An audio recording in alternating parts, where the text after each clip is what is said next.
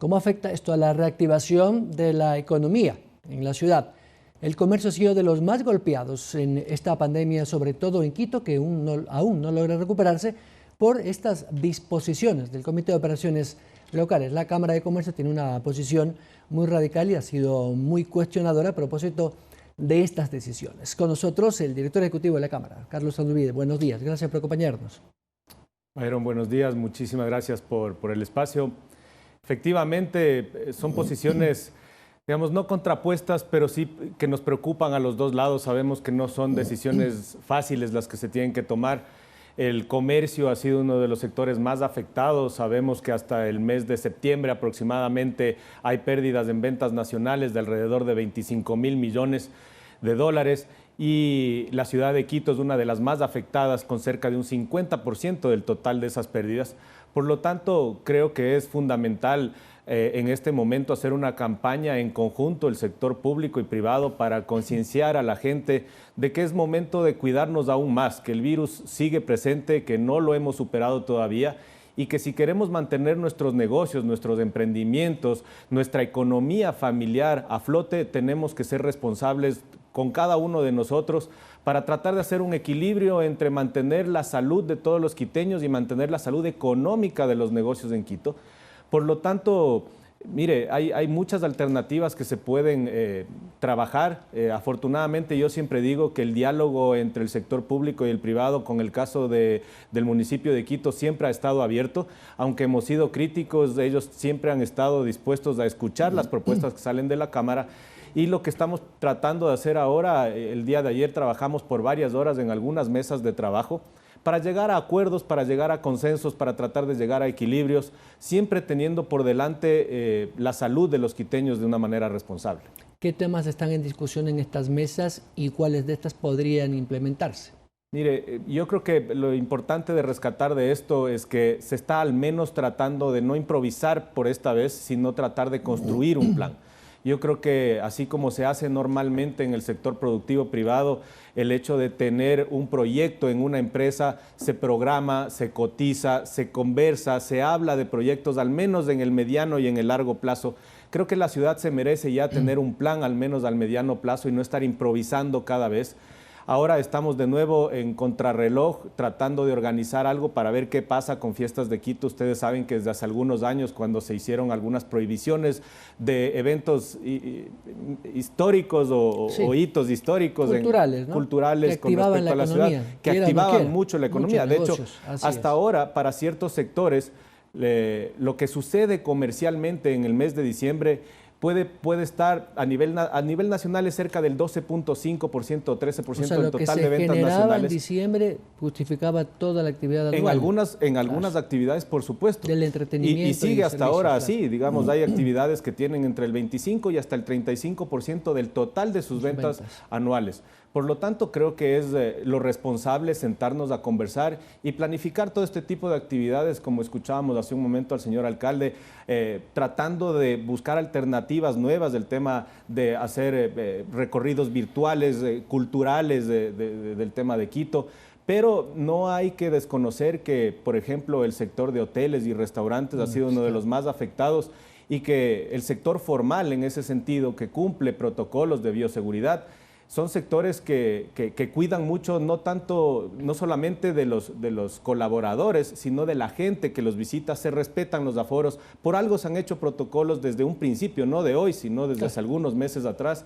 Y creemos que esa es una alternativa importante, darle soporte a la actividad formal, darle soporte a todos esos negocios que se han venido sosteniendo de manera loable en toda esta pandemia y que además nos ayudan a sostener empleos de calidad, que es muy necesario en este momento en el país, que reactivan la economía y que obviamente están pensando siempre en la salud. Actividades de negocios pequeños, comerciantes, por ejemplo, en el centro de Quito, están casi liquidados, porque ha bajado un 60 o 80% el tráfico de personas y de turistas en esa zona. Es uno de los sectores que más ha sufrido y aparentemente no va a mejorar esto, y diciembre, que era un mes en el que podría haber alguna actividad, me imagino que esta va a ser nula. ¿Qué han previsto ustedes como Cámara para darle algún tipo de apoyo a ese sector? No de hoy, sino desde hace algunos meses atrás o casi un año atrás, venimos trabajando con el sector del centro histórico. Acordémonos que el centro histórico y los negocios del centro histórico vienen sufriendo por malas decisiones tanto del gobierno central como de la alcaldía, sufriendo pérdidas en ventas. ¿Y a qué me refiero con esto? Que siempre que existe una paralización o una movilización, el centro histórico se cierra como si fuera un campo de guerra, y eso les afecta y les ha afectado históricamente. En octubre del año pasado muchos negocios ya cerraron porque no pudieron soportar la hecatombe que se vino, que son hechos públicos que todo el mundo conoce. Ahí empezamos a ayudar con muchísimo más impacto a estos locales, pero cuando se empezaban a reactivar algunos, vino la pandemia. Es decir, ya veníamos en una crisis económica importante, la pandemia lo que ha hecho es ahondar esa crisis y hemos tratado de ser muy creativos en cuanto a las alternativas que se les da para reactivar no solamente las actividades con turismo local o con turismo de la misma ciudad que se genera, sino hemos tratado de hacer esfuerzos inclusive con Quiport, por ejemplo, que es uno de los aeropuertos que mejor ha tomado el tema de la reactivación de viajes, no solo en la región, sino me atrevería a decir a nivel mundial. Y bueno, estamos tratando de darles ahí siempre alternativas, soporte, inclusive soporte en cuanto a créditos, no de multilaterales, pero sí de algunas instituciones internacionales que han aportado, no grandes cantidades de dinero como lo hacen con el Estado central, al sector público para tratar de apalancar ciertas operaciones de MIPYMES y pymes, donde están considerados restaurantes, hoteles y algunos negocios del centro histórico, para tratar de ayudarles en cuanto a la liquidez y que puedan sostenerse en estos meses, esperando que en el 2021 podamos tener una salida ya definitiva a la pandemia y que toda la economía del centro histórico se empiece a reactivar. Afortunadamente en el centro histórico hay grandes empresarios, tengo que reconocerlo públicamente, y ellos siempre están activos tratando de buscar alternativas para salir a la crisis. Una de las cosas buenas que ha surgido en la pandemia es que se ha generado una gran cantidad de microemprendimientos, nuevos empresarios pequeños, por decirlo de alguna manera, que trabajan ahora en el teletrabajo, el coworking, que también tienen ustedes una iniciativa al respecto. Pero la modalidad de contratos que ha sacado ahora último el Ministerio del Trabajo a través de acuerdos, que por ejemplo regulan esto denominado el giro específico del negocio, o estos nuevos contratos específicos para el sector del turismo, de la cultura y lo que tiene que ver con restaurantes y bares y ese tipo de servicios.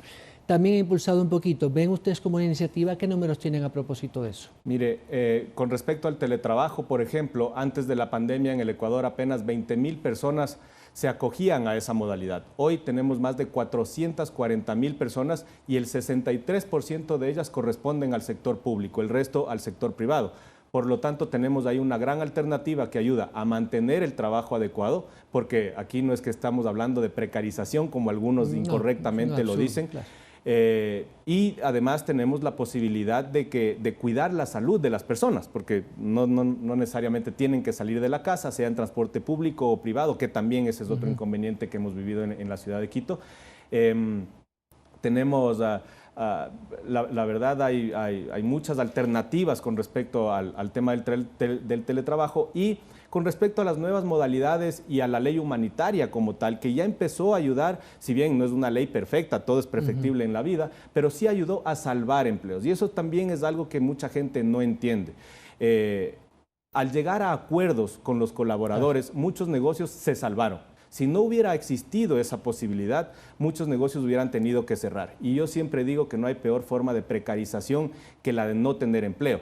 Ese es un derecho que está por Constitución y es una obligación de nosotros como sector productivo privado tratar de generarlo. Pero el sector público y la política pública tiene que ayudarnos a sostenernos y a estar en un ecosistema de negocios adecuado. El Ecuador tiene un altísimo nivel de emprendimiento comparado con la región. Lamentablemente, el tiempo de permanencia de esos emprendimientos es corto.